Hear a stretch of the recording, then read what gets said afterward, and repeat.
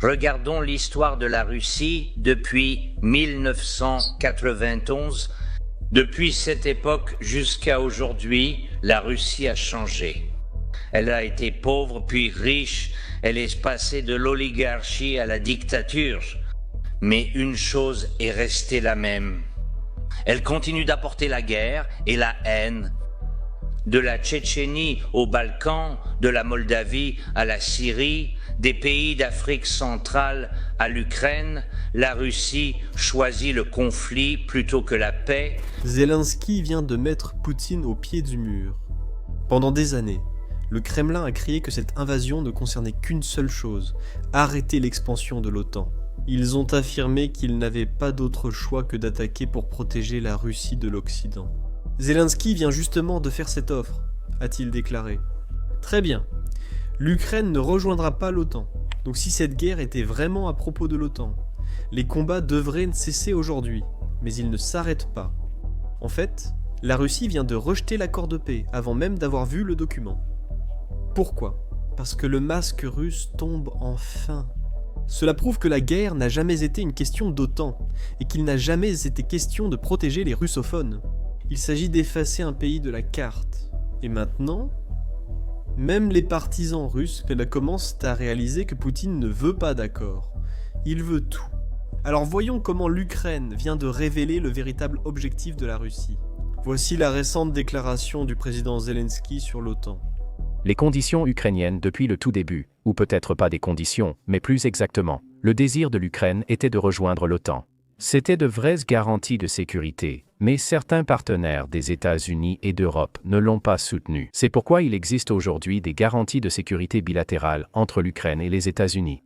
À savoir, des garanties similaires à l'article 5 de la part des États-Unis d'Amérique pour les États-Unis, et des garanties de sécurité de la part de nos collègues européens pour nous, ainsi que d'autres pays comme le Canada, le Japon, etc. Ces garanties de sécurité nous permettent de prévenir une nouvelle agression russe et représentent un compromis de notre part. Nous allons aborder la réponse de la Russie à cela dans un instant.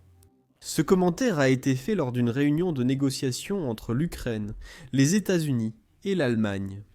C'était une réunion très importante qui se tenait à Berlin, et elle a duré plusieurs jours. Selon de nombreux dirigeants européens qui suivaient ce qui se passait à huis clos, ils estiment que c'est la meilleure chance jusqu'à présent d'atteindre la paix. Ici, le président finlandais Alexandre Stubb explique pourquoi les espoirs sont actuellement si élevés, et pourquoi cette négociation paraît différente des précédentes. De nos jours, les choses sont un peu différentes et nous devons vivre avec cette réalité. Et je pense que beaucoup de gens s'énervent peut-être trop et se fâchent à cause de ce que dit le président ou ce que dit quelqu'un d'autre. J'essaie simplement de travailler avec la réalité et de m'assurer que l'alliance entre l'Europe et les États-Unis. Donc, le plan de paix qui a été élaboré lors de cette réunion devrait être envoyé à la Russie très bientôt. Peut-être qu'au moment où vous regarderez cette vidéo, la Russie l'aura probablement déjà. Malheureusement, nous n'avons pas réellement ce plan de paix. Donc, nous ne connaissons pas tous les détails, mais nous avons quelques informations basées sur les rapports qui ont été rendus publics. Maintenant, comme tout le monde l'a entendu au début de la vidéo, l'Ukraine est prête à renoncer à sa candidature à l'OTAN. C'est quelque chose sur lequel l'Ukraine a été très ferme depuis le début de cette invasion. Tout l'argument du président Zelensky était que la seule sécurité qu'ils auront sera celle de l'OTAN, parce que c'est la seule chose que la Russie respecte. Maintenant, l'Ukraine est prête à renoncer à sa candidature à l'OTAN, car elle obtiendrait une garantie équivalente à l'article 5 des États-Unis et de ses partenaires européens. Cela se fera par le biais de traités bilatéraux, avec tous les pays. Comme l'OTAN, où attaquer un membre revient à attaquer tous. Si l'Ukraine reçoit une garantie comparable à l'article 5, une attaque contre elle serait vue comme une attaque contre toute l'alliance occidentale. C'est assurément une excellente nouvelle pour l'Ukraine, surtout du fait que les États-Unis soutiennent ce plan. Et d'après certains rapports, il semble que les États-Unis soient réellement prêts à faire ratifier ce traité par le Sénat, ce qui le rend beaucoup plus permanent, et en fait quelque chose qui survivra même au changement d'administration présidentielle. Si cela se produit, cela deviendrait en fait une garantie plus forte que le mémorandum de Budapest qui a été signé en 1994. C'était simplement un accord présidentiel ou un accord exécutif. Mais un traité ratifié par le Sénat est beaucoup plus permanent dans la politique étrangère des États-Unis. La raison en est que vous avez besoin de 66 voix au Sénat pour qu'un traité soit ratifié. Cela fait les 2/3, c'est donc une tâche difficile. Mais pour l'Ukraine, il semble que ce sera possible parce qu'il y a un soutien bipartisan au Sénat et aux États-Unis. Personnellement, ce n'est que mon avis.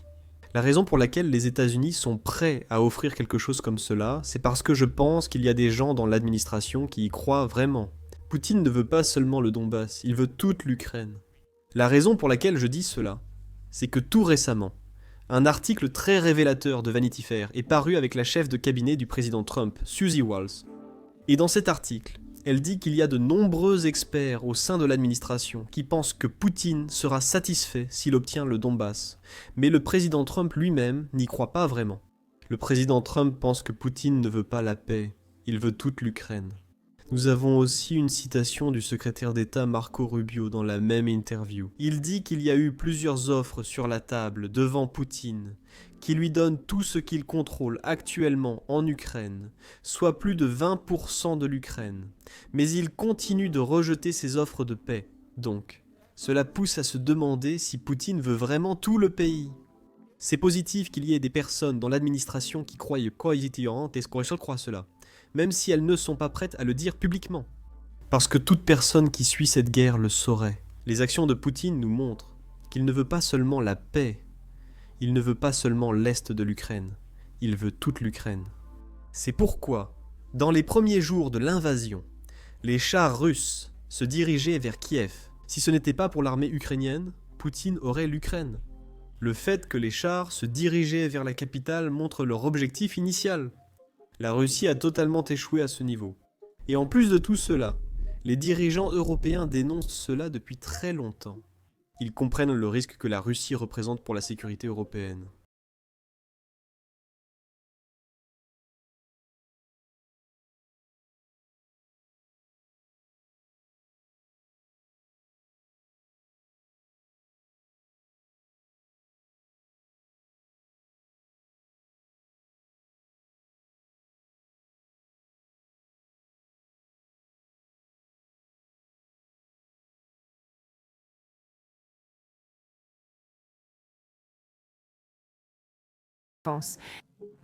Maintenant, si cela n'est pas envisageable ou si cela est exclu, alors nous devons voir quelles sont les garanties de sécurité qui sont concrètes. Elles ne peuvent pas être de simples papiers ou promesses. Elles doivent être de vraies troupes, de vraies capacités, afin que l'Ukraine puisse se défendre elle-même. Nous devons comprendre que le Donbass n'est pas la finalité de Poutine. Si elle obtient le Donbass, alors la forteresse tombe. Et ensuite, ils continueront certainement en prenant toute l'Ukraine. Et vous savez, si l'Ukraine tombe, alors d'autres régions sont aussi en danger. Nous le savons grâce à l'histoire et nous devrions en tirer des leçons maintenant. Comme vous venez de l'entendre, il y avait beaucoup de pression sur l'Ukraine pour qu'elle abandonne le Donbass. En particulier, ces 20 que l'Ukraine contrôle actuellement, mais l'Ukraine ne veut pas les abandonner. C'est parce que l'Ukraine sait à quel point cette bande de terre est importante pour sa propre défense. Leur territoire s'appelle la ceinture de la forteresse. Il est très facile de se défendre contre toute offensive dans cette zone.